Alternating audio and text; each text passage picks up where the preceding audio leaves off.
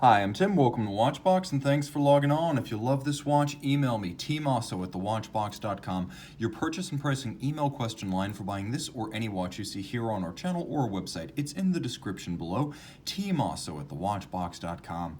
And today we are discussing the Patek Philippe Nautilus 5711/1A-011, the silver dial as released at Baselworld 2012.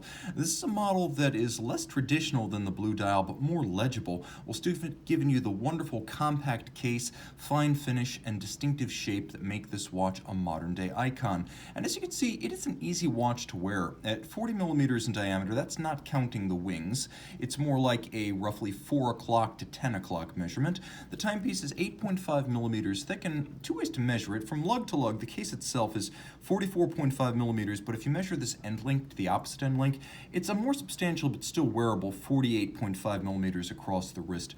Now, when I throw it on my 16 centimeter circumference wrist, you get a good sense of how big it is and how it wears. It's broad and flat. If you were to measure it from wingtip to wingtip, it's about 42, maybe 43 from 9 o'clock to 3 o'clock, but it doesn't wear that way. It wears smaller. You can see it arcs nicely around the wrist in the down the barrel shot. The sleeve shot shows that it easily slides underneath any kind of a cuff, and then here's the over the top, showing that I have plenty of clearance on both sides. I can recommend this for a wrist as small as 13.5 centimeters circumference. Now, the watch is nicely made, and it's beautiful to hold, handsomely detailed, thoughtfully finished. It's hard to have a discussion about the 5711 because of the market hype, and it's easy to lose sight of what a good fundamental product it is. It's a lot like the Ferrari Testarossa during the 80s.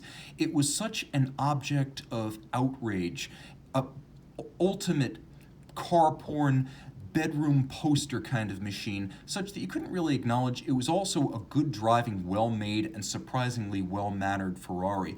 Well, this watch right here is a well-mannered and well-made machine. It's also beautiful in its detail in ways that the Aquanaut simply can't be, because of the multiple parts of the case and the complexity of the different finished surfaces on that case. The bracelet is integrated, as it has been since the first model 3700 in 1976. You can see the taper of the bracelet, and you can see that it features polished intermediates, primary links, and satin finish. There's a lovely bevel that runs expanding from the mid-case out over the lug hoods, perfectly aligned across the individual links. Of course, since 2012, Patek has used pin sleeves to size the bracelet, so you're going to need a block and a punch if you want to size this bracelet at home. But they've upgraded with ceramic pin snaps that are spring-loaded, the idea being that the steel of the clamshell cannot aggress against the ceramic, maintaining tight factory tolerances for all time. And of course, there is a clamshell lock. The watch, the case, the bezel, the bracelet, everything is hand finished, and exhaustively so. You can see that the crown is a screw down, and the watch is 120 meters water resistant. The bezel, as with the Royal Oak, is somewhere between a circle and a polygon, as it has rounded off angles, a vertically satin finished top, and a polished edge. The winglets help to compress the bezel gasket, ensuring water resistance. That makes this a truly swimmable sports watch. The dial is silver white, and you can see it features black oxidized white gold hands and indices. There is plenty of lume. There's a dimple style seconds and minutes track outboard, and then a black aperture framing a black on white date disc.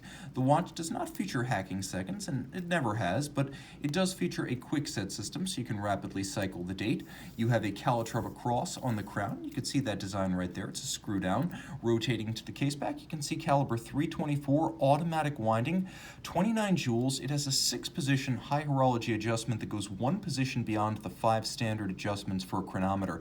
With the Patek Philippe seal, the free-sprung Gyromax balance, the anti-magnetic Spiromax silicone hairspring, and the 6-position adjustment, this watch is guaranteed to run no worse than -3 plus 2 seconds from the factory, an outstanding endorsement of the chronometric precision of the watch as delivered by Patek.